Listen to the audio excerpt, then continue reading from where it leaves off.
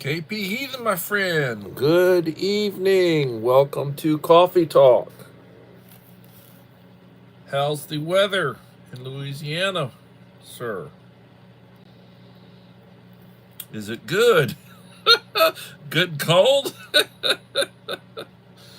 Ah, I'm in a very good mood this evening. Uncle Al, Die Bullfrog 79. Welcome, my friend from California. Are the flames moving closer to your home, sir?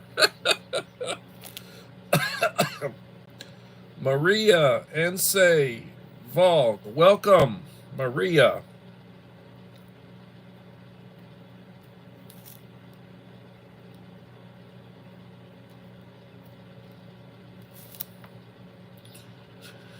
You are coming in at the very beginning of my live stream. If you stick around, you may be able to make some friends. Let's see. Maria, 11.8K subscribers. You just picked up another one.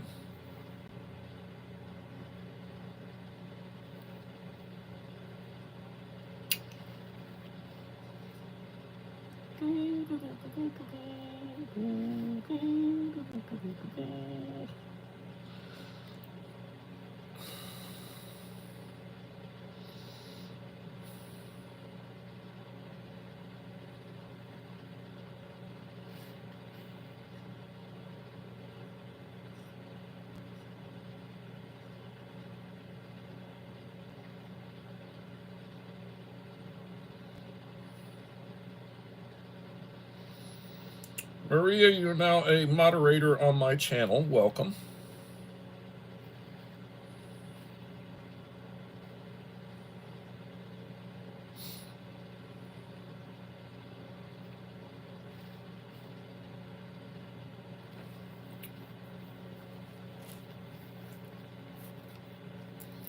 Yes, please hit the like button. It'll be greatly appreciated. Well, how are y'all doing? Everybody doing okay? 3 in the house, 2 likes. Please, if you would like to support the channel, it'll be greatly appreciated.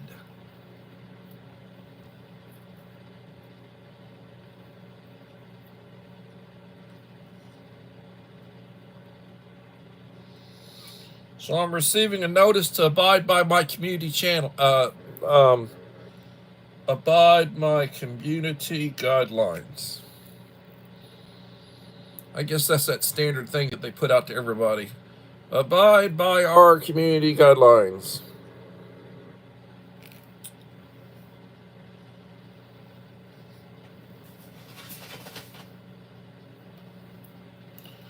Broke a tooth. Well, that's horrible.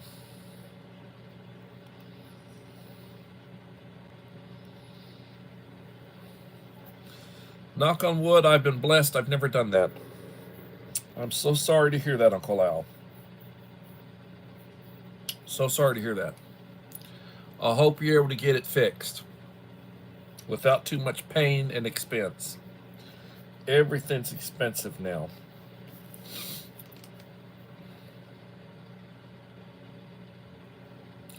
Well, I was listening to news today. They're estimating the damages right now at $50 billion. $50 billion.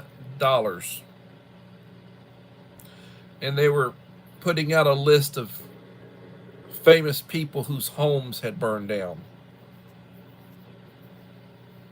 in California. And they're saying a lot of nasty things about the government out there. I keep hearing the term incompetence.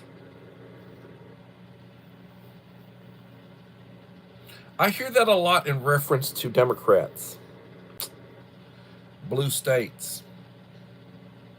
People talk about incompetence.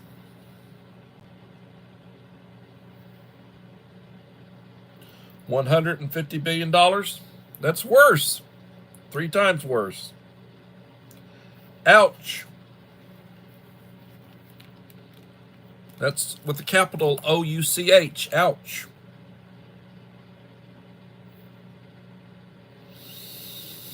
Man, they say that it'll take 5 years to restore all of the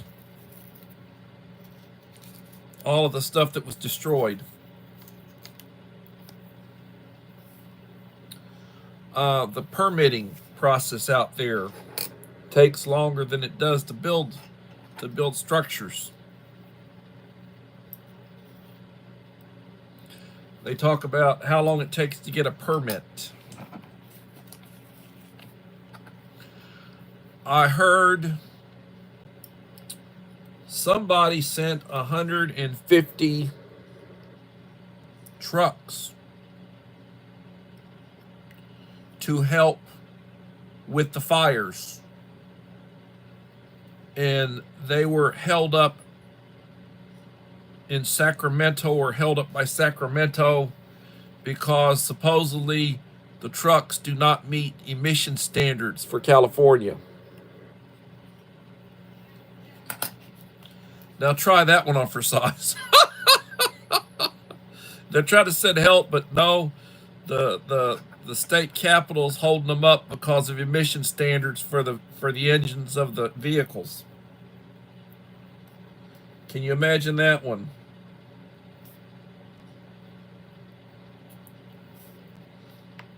Can you imagine that one?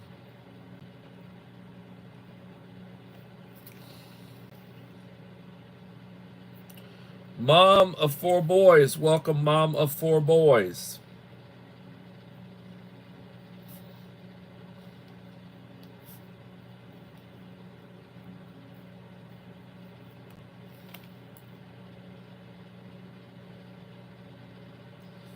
Oh, good Lord. We're sending help. Well, your help doesn't meet emission standards, so we don't want it. That's a good one. My watch.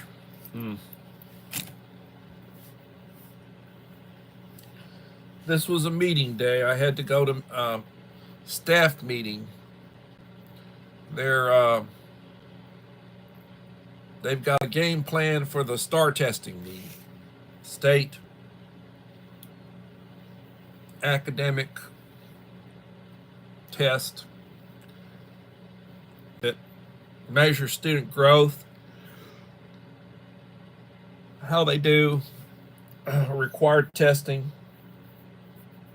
They got a game plan ready for small groups and extra studies. Like, they want me to spend a couple of periods a day working on language, a couple of periods a day working on math, and don't worry so much about the social studies or the science, but hit the language and hit the math. And they're telling other people that too. So some of the kids will be taking like 3 classes of reading or 3 classes of math or whatever. They have what they call power math or power reading.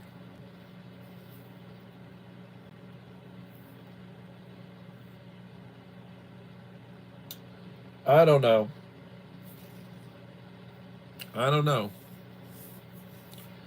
But, you know, everything these days is suspect. You don't know what to believe. You don't know what not to believe. Little Lone Prepper, good evening, Little Lone Prepper.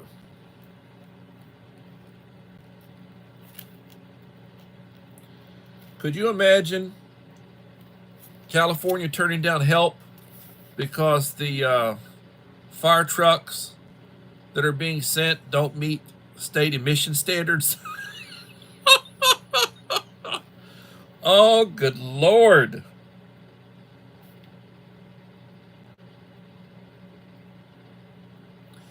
And you got the media crying.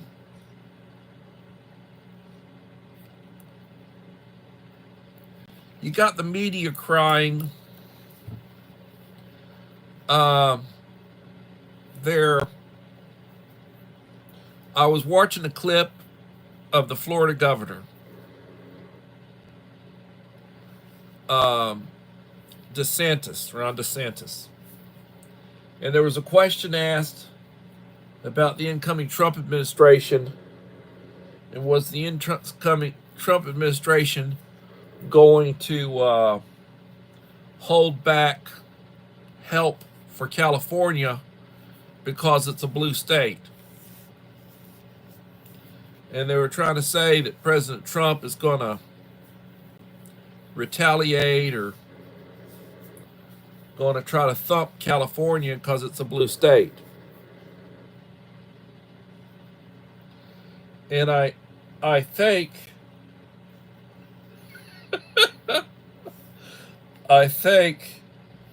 that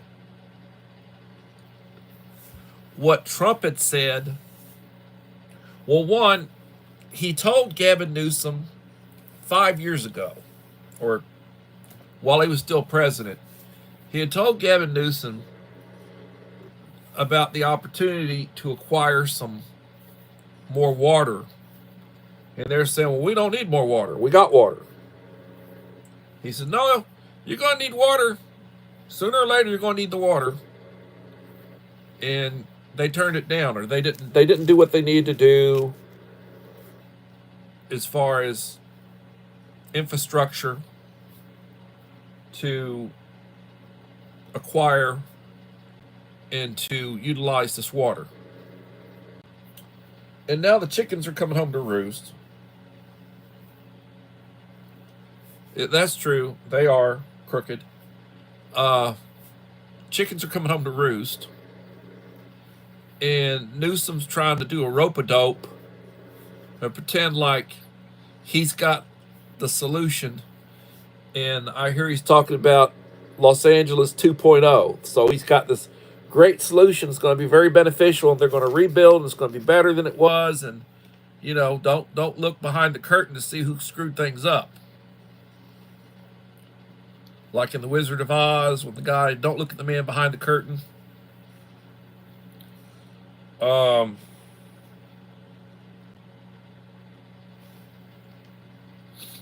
I don't know. It's like, damn, I don't, for the life of me, I don't know. And the media, to a large extent, they just double down. They just double down.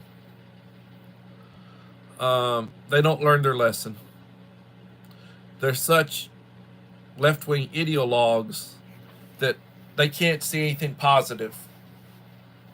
They can't give credit. They can't acknowledge anything positive. You know. They're basically in a left-wing utopia. And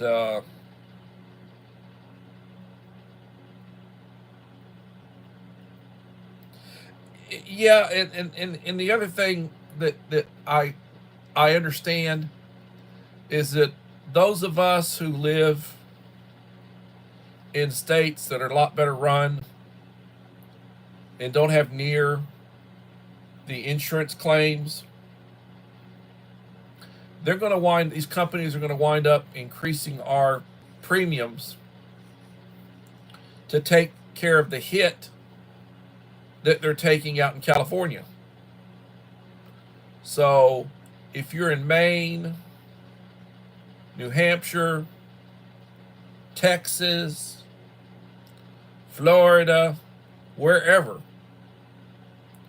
that doesn't have near the problems, we're all going to take a hit because the companies have to make up for California.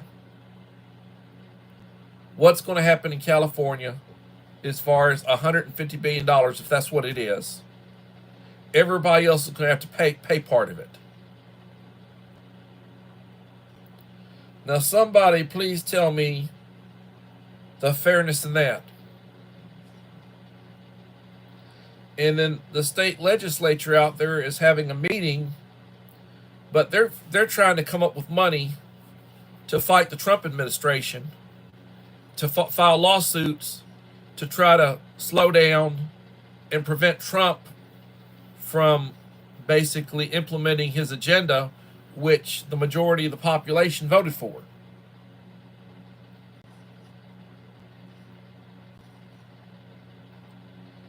You know, and you say, well, California has a civil war, California's going to have a civil war, whatever. The majority of the state does not like the left coast. If you look at how California voted, the majority of the counties in California voted red. The problem is those areas with the huge cities voted blue. They voted blue. And that's where the majority of the population's at. I mean, if you look around the nation to see where did the Democrat votes come from, it's the huge cities.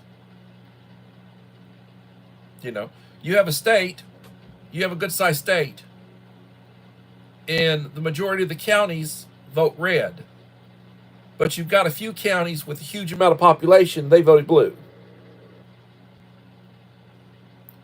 And then they hold the rest of the state hostage. And that's the way it is out there.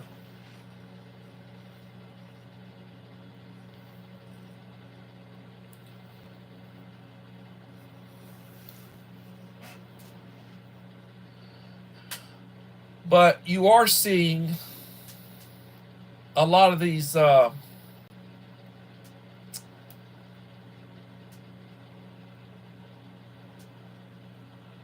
super rich Hollywood types and some of the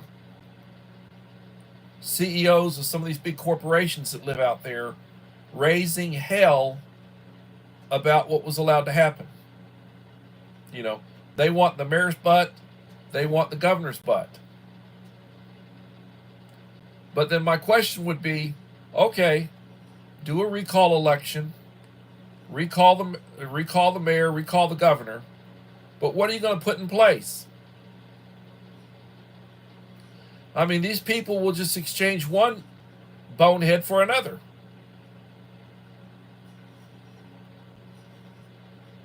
It's not like they're going to go and vote in a Republican.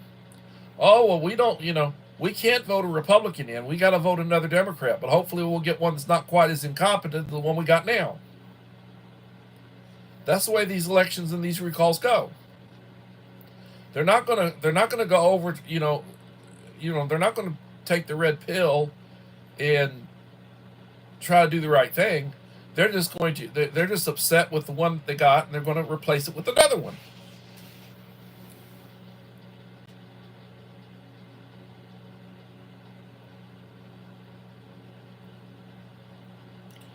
Four in the House, 5 likes. I mean, what would you have me say? Please tell me, what would you have me say?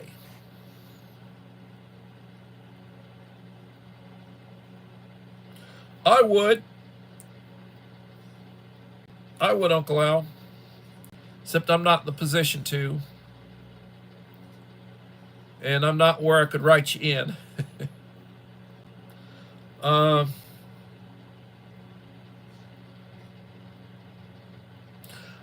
I've been listening to a lot of clips of John Fetterman. He's the Pennsylvania senator that had the stroke, and he's saying a lot of reasonable stuff. You know, he's saying a lot of reasonable stuff, like not stuff that you'd expect. You know, a bomb throwing, card carrying communist to say. He seems to be fairly moderate. And he says he wants to work with the incoming administration. He's going to be fair to the incoming administration. He's criticizing some of the left-wing boneheads. So, he comes across pretty good. to me, he comes across better than Joe Manchin, and they always talked about Joe Manchin was the conservative, reasonable Democrat.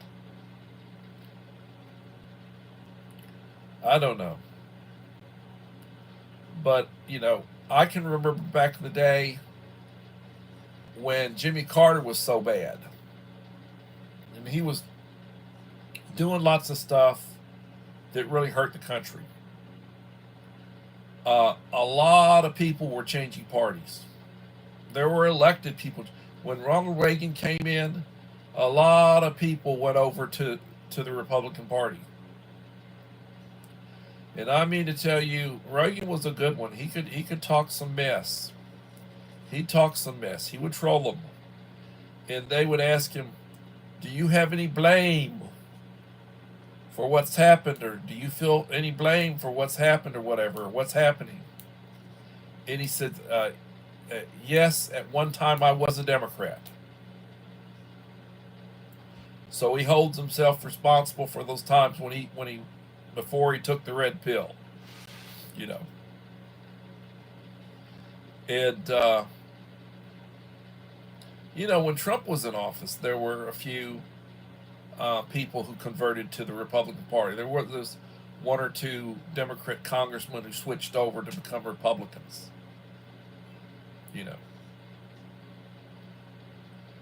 And I don't know. You got a lot of these Hollywood types.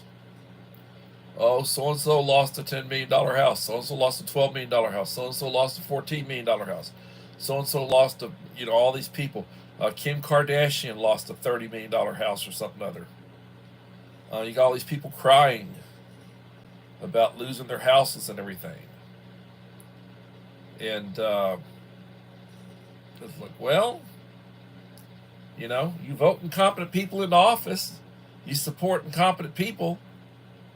You support the woke DEI agenda. What do you think you're going to get? And then they're having these confirmation hearings. Oh, and these Democrat senators are scared to death. What's going to happen when these people get confirmed? What they're going to do? Oh, you're not going to go and do investigations, and you're not going to retaliate. You're not. What do you think they've been doing for the last however many years? And now they don't want They don't want payback. They don't want to be held responsible. Like, well, you're not going to go after Liz Cheney, are you? You're not going to investigate and prosecute Liz Cheney, are you?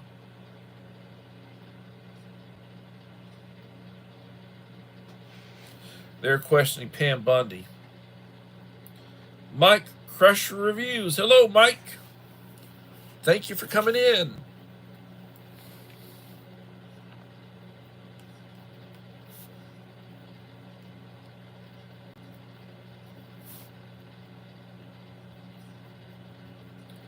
So I will be dropping, I have set 2 shorts, one to drop at 10 and one to drop at 11 tonight. I was told to start dropping shorts in the evening between about 10 and 11 o'clock. That the algorithm might treat me better if I started doing that. So I have one that I had dropped last night, I think at around 10:45 or 11 o'clock. And it has over 400 views today. And and I'm satisfied. If every time I dropped a short it got 400 views, I'd be happy. Don't give me 500, don't give me 300, just give me 400 views. And if I drop a couple of shorts a day and I get back to the way I was when I was live streaming or doing my videos, get back to, if I'm getting around 1,000 views a day, I'm happy. If I did 1,000 views in a 30-day period daily, that's 30,000 views. And I'd be happy with that. Right now I'm averaging 30-day cycle, 300 and 8 watch hours. So I'm averaging 10 watch hours a day based on where I'm at right now. Now, before, when I was really pumping it, I was getting about 20 watch hours a day. So I was averaging of 600 watch hours a cycle. But I'm not putting out near the material. I'm not near as active as I was. So I'm getting less of the watch hours. I have not updated my playlist for my shorts. So it's been months. I mean, I'm putting out 2 or 3 shorts a day, and so I'm sure I probably have 150, 200 shorts that I need to basically put on my watch list. So if somebody wanted to come in and run my shorts for me to give me views, there's a lot missing. I need to update that. So I'm hearing this next week. Hello, Idaho Garden Girl. I'm hearing this next week we may have a little snow. It's been 8 years since Victoria, Texas has had any snow.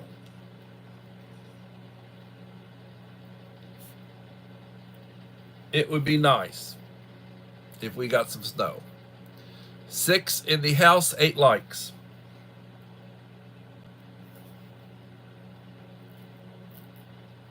It would be nice. We'd also they probably wouldn't have school that day. So that would probably give me an extra vacation day. We'll be off Monday, so I have a 3-day weekend coming up. Got 2 more days. Then I got a 3-day weekend coming up. We'll see what happens.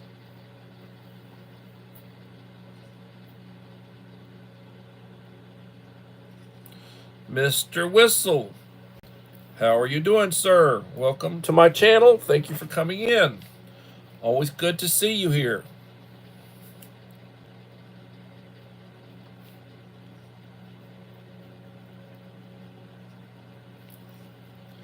Please, if you would like to support the channel, it would be greatly appreciated.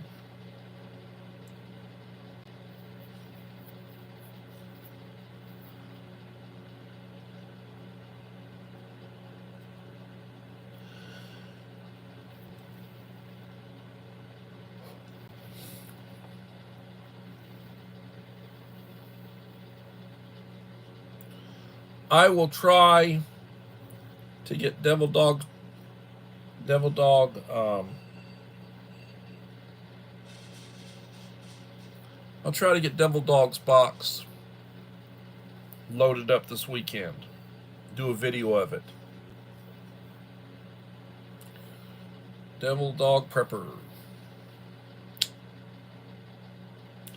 Told him he'd be getting a box.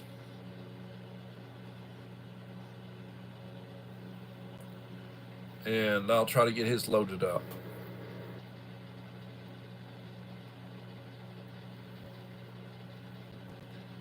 We are 30 minutes into the live stream. 7 in the house, 9 likes.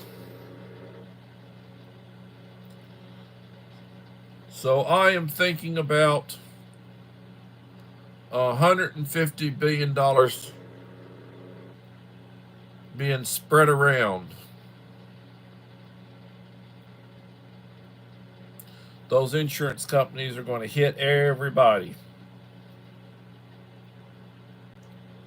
So if you live in an area that's run well, that doesn't have the problems, and then I'm thinking about those people in North Carolina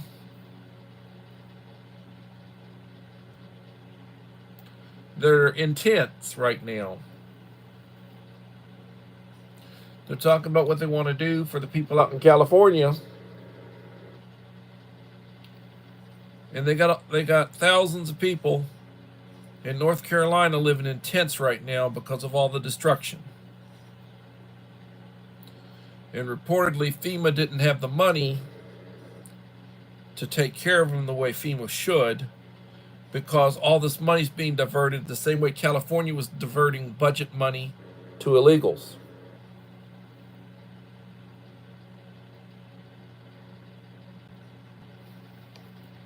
Can you imagine that one? Hello, Verna. Thank you for coming.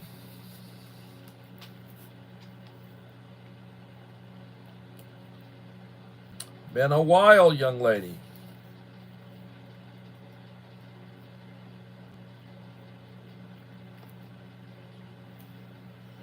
You know, I look forward. I'm what's called a retire rehire educator. Got my time in. I get retirement. You can retire when your age and your years of service add up to 85. So if you're 55 years old and you put 30 years in, that's 85. I retired at 56. I stayed retired for 5 years. And I was doing something else. I was making money.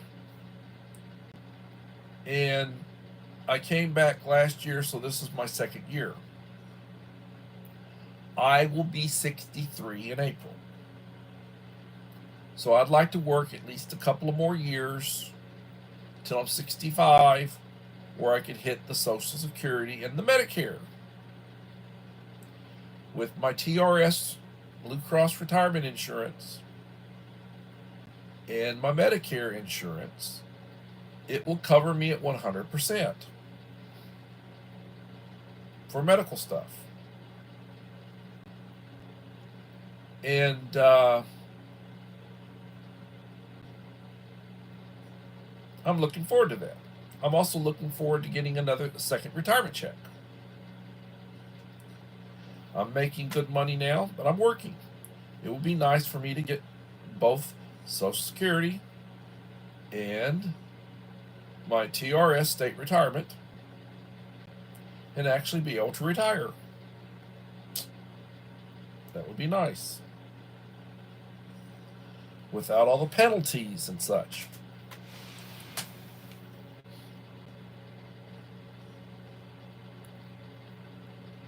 Yeah, I come on at 7 p.m. Central Time, but there are days when I don't do a live stream. I was doing one every day. If you want to make sure you're going to catch me, usually Friday evening, Saturday, and Sunday, it's pretty much a sure thing I'll do a live stream. Unless something comes up. During the week, sometimes, maybe not. And I will post on my community wall if I'm not going to do a live stream. I will make a post. And I'm sorry, sometimes my post is an hour before I'm due to go on.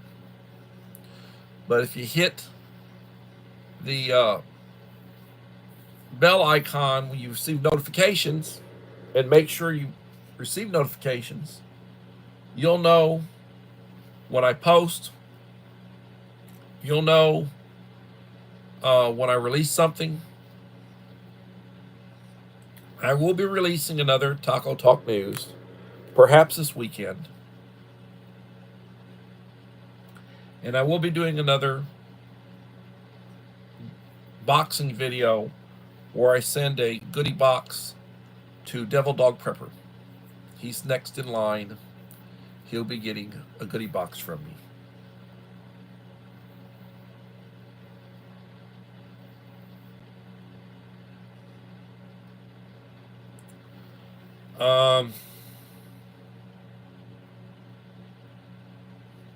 Yes, please hit the like button. It'll be greatly appreciated.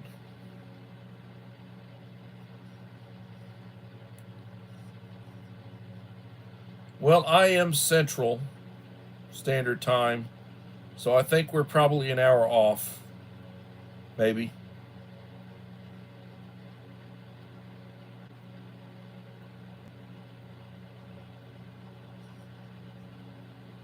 you're older, well, congratulations if that floats your boat. Uh, I have people tell me they think I'm 75. Hope to be around when I'm 75. Um, I'm 62. I was born in. I'm a boomer. I was born in 62, and I'm 62.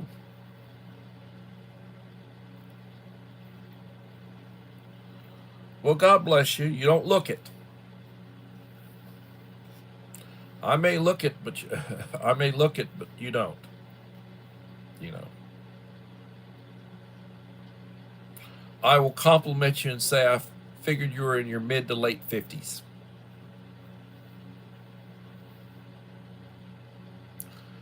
For what that's, for what my opinion is worth.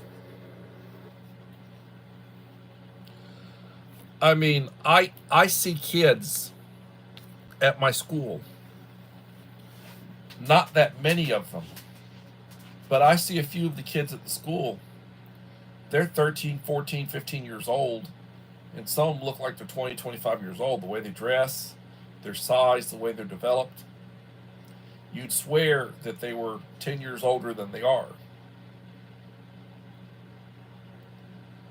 Um, which is sort of dangerous because, sometimes I can remember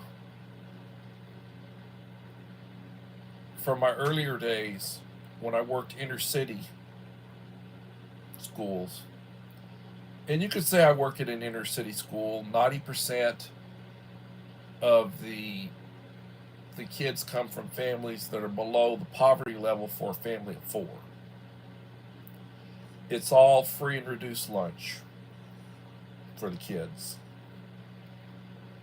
And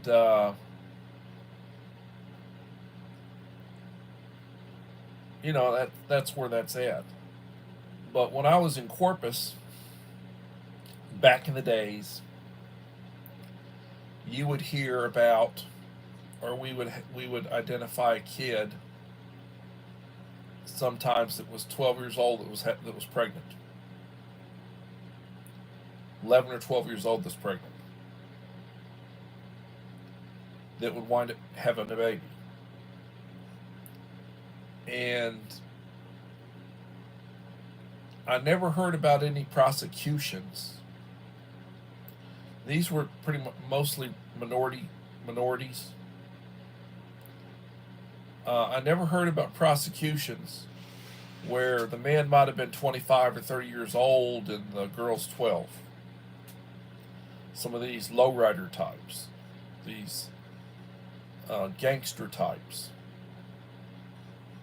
And they'd have a 12, 13, 14-year-old, and they'd have a kid with them, probably living with them. There was no prosecution of that. More recent times, you have a 12, 13-year-old girl, and they're having sex with high school boys. They're junior high girl having sex, high school boys that are 3 years older than them. And if there's a 3-year difference in their age, then that would be considered sexual, that would be considered a sexual predator. And, I mean, all hell breaks loose and they prosecute it. Especially, if you're talking about white kids. You get these country schools, predominantly Anglo, rednecks. Something like that happens, they find out about it, and they go after them. They prosecute. We had a girl that was a junior high girl, pretty wild. And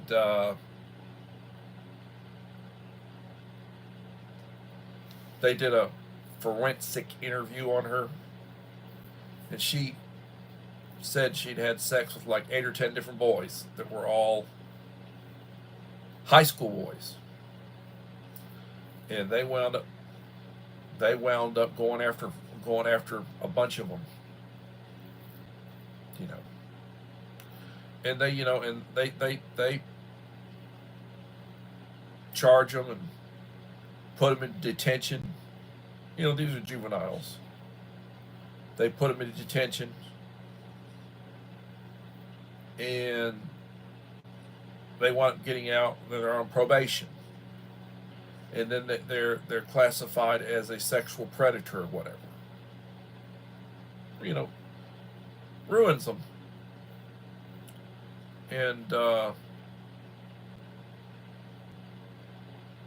you know, just wild kids, especially the girl. You know, getting a lot of boys in trouble.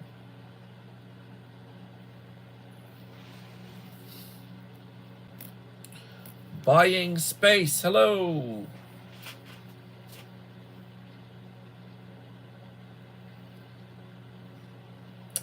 How's it going? 8 in the house.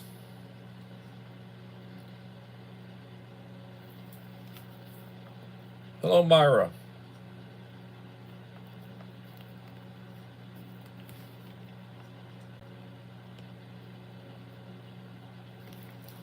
But then that's the way it is sometimes. That happens. 6 in the house, 10 likes.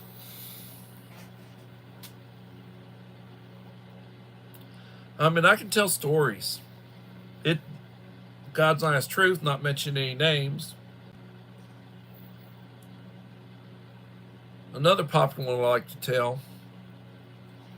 When I was a junior high assistant principal, we had an incident where you had a boyfriend and girlfriend. These are 8th graders, 14, 15 years old. And they sent each other nude pictures. And at some point they break up. And when they break up, the boy gets a new girlfriend. And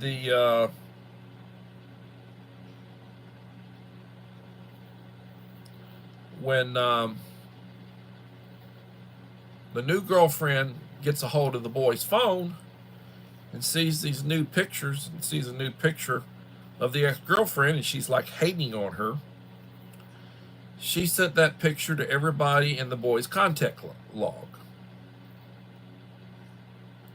You had 100 or more people receive that picture. Well, that underage girl, that picture is illegal, and then it's considered child pornography. So you've got this one kid who's trying to hate on the ex-girlfriend, sends this picture out to this contact list, and it's like, okay, well now, you know, you're guilty of child pornography. And then you start looking at, well, what happens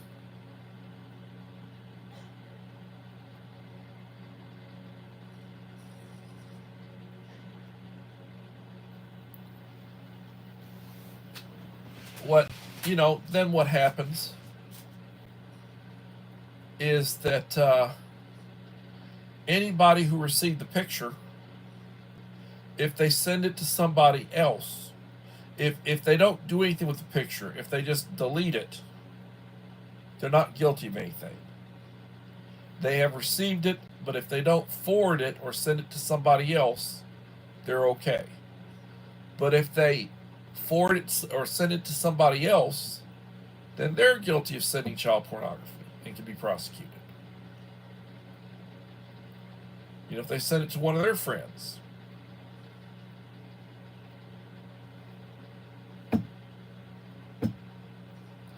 I had to deal with that 20 years ago, so almost 20 years ago. I guess that would have been back in the day when the cell phones being able to take pictures was relatively new, you know, where you could send a, you know, and where you could send text messages and such.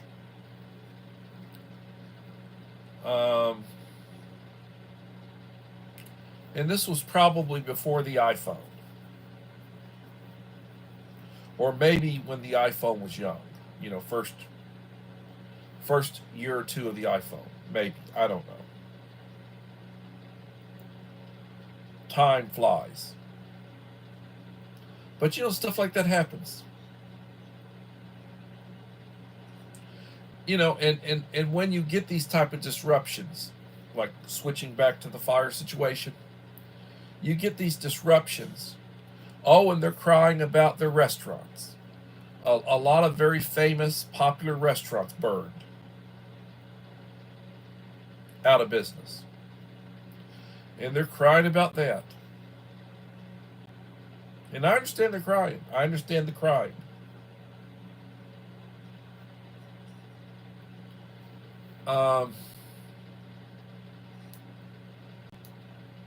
Supplies, deliveries. You're going to have a lot of stores getting hit where they do runs on stuff. And then you'll have stores where there's a disruption where they didn't get supplies. They didn't get deliveries. So they're short on stuff. And then you got looting. The looters, which they don't want to prosecute.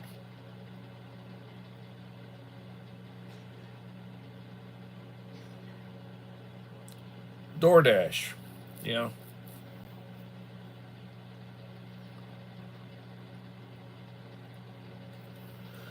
A lot of crap. Truly a lot of crap.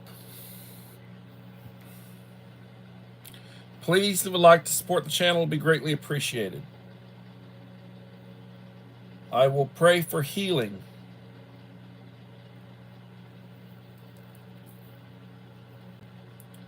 I've had my nose, my sinuses, coughing, sneezing, a lot of upper respiratory tract infections. One of the things they're talking about. A lot of that.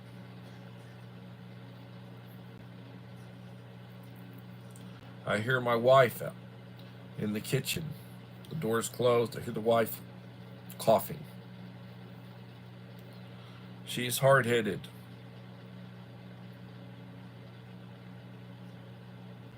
She's hard-headed. I keep telling her, don't go outside in the cold. Don't do this, don't do that. She takes a lot of medication. Goes to the doctor constantly. But she makes poor decisions when it comes to, you know, don't go out in the cold. Don't aggravate your condition. She's hard-headed. Hard-headed.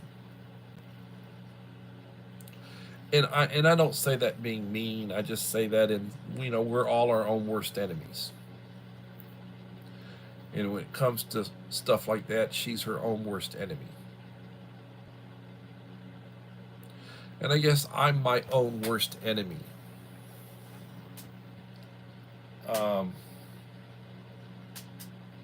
I will take a position and I will do something because I know it's the right thing, or I will take a position because I know it's the right thing, and there will be people who will be upset with me.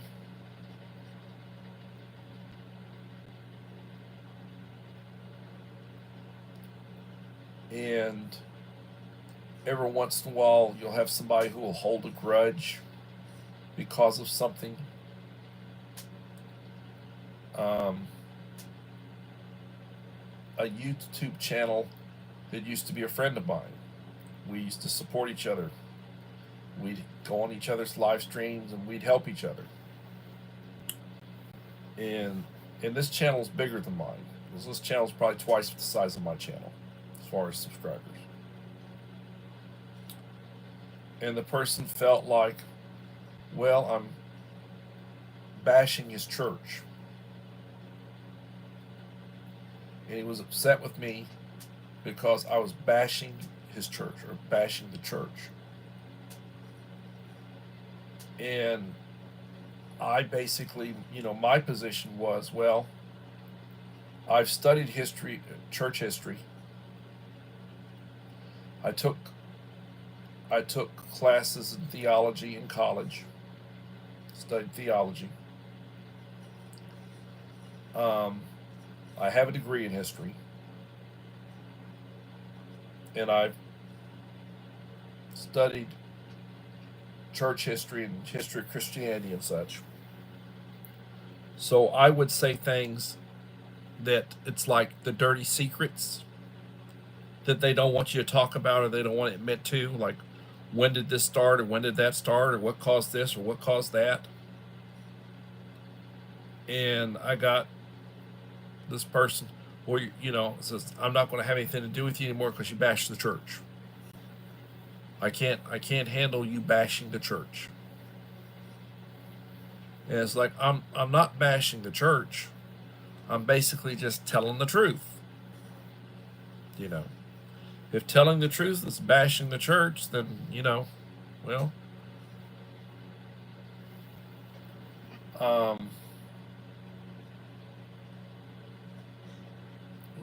the thing that really got him was the concept of purgatory. Like an intermittent place where you don't get to go to heaven. You're not unworthy enough to go to hell. So you spend time in purgatory, which is an in-between place.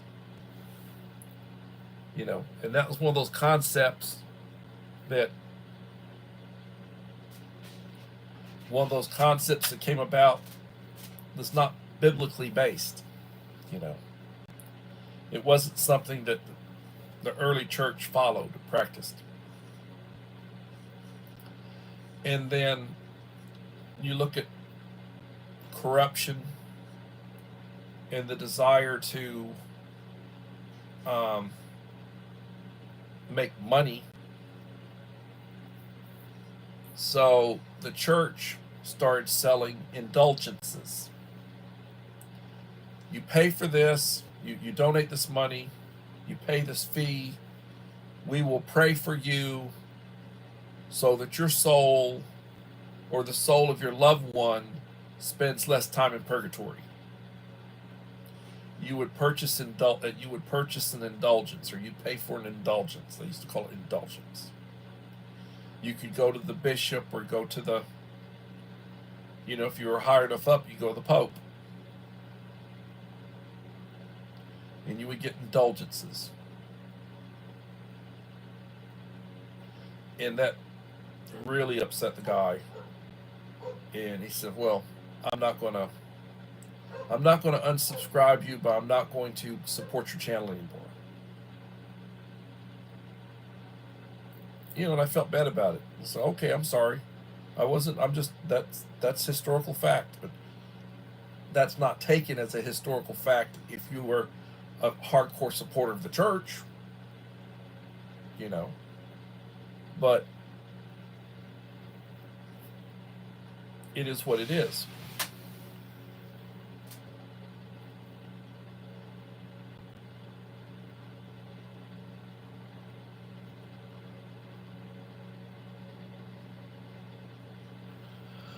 Martin Luther wanted to remove the book of Revelations.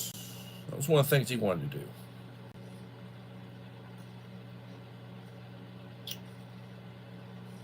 That was one of the things he wanted to do.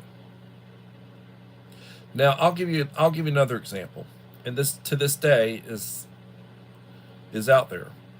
Not that they're still doing it, but at one time, the British monarchy, in order to make money, created a lesser peerage called the baronet. Baronet, which the crown sold titles. Now, a baronet was and is the equivalent of a hereditary knighthood. You know, the king, the queen, they've knighted people like, as an example, Paul McCarthy is Sir Paul McCarthy. There have been different people who received a knighthood. And they call them Sir this and Sir or Dame this, like a woman. A dame or Sir, knighthood. Well, that's a title given by the crown. When they pass away, their heir doesn't inherit that title. That title was strictly for them. However, if you purchased the baronet title, you were known as Sir So-and-so Baronet. So they would call you so-and-so, Sir So-and-so, and you'd have the, behind that Sir So-and-so was Baronet, and that was your title. And that title could be inherited so that your heir would inherit that title. So after you passed on, whoever your heir was would be Sir So-and-so Baronet. So that was a title, and they sold, I don't know how many they sold, but there's still people today that use that title. That at some point in time, hundreds of years ago, their ancestor purchased that title, and the family's still using it. And that was the way the crown made money at one time. They would say, and I'd have to do some review research as to where it got started and who. I'm thinking it was one of those poor monarchs that was trying to avoid Parliament. Like, as an example, Henry VIII did a lot of stuff to avoid having to call a Parliament into session. He liked ruling without having to deal with Parliament. So, like, when they were confiscating church lands and confiscating lands from people and property and such, and turning around and selling it, that was a way that they would raise money for the crown. I mean, that was that particular thing about confiscating and selling church lands, that was real popular back in Henry VIII's day, when he basically sacked the Catholic Church and created the Church of England. Food, forest, permaculture. How you doing, Howie? Thank you for coming. Please leave a like to support the channel. It'll be greatly appreciated.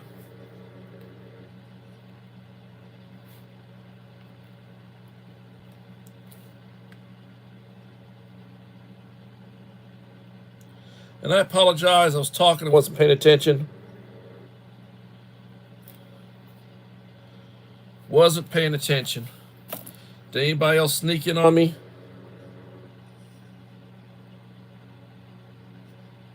Henry IV? Okay. All right.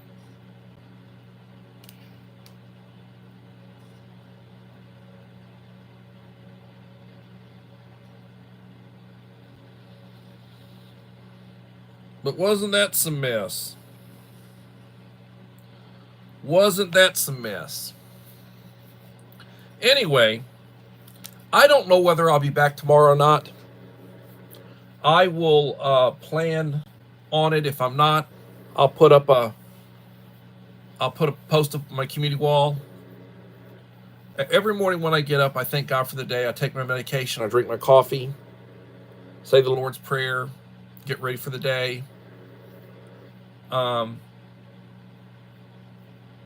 Treat people the way you want to be treated. Show your home training. Respect everyone. It's flu season. Don't let anybody cough or sneeze on you. And everybody have a blessed day, and hopefully we'll see you tomorrow for another edition of Coffee Talk. Thank you, and God bless. Bye-bye.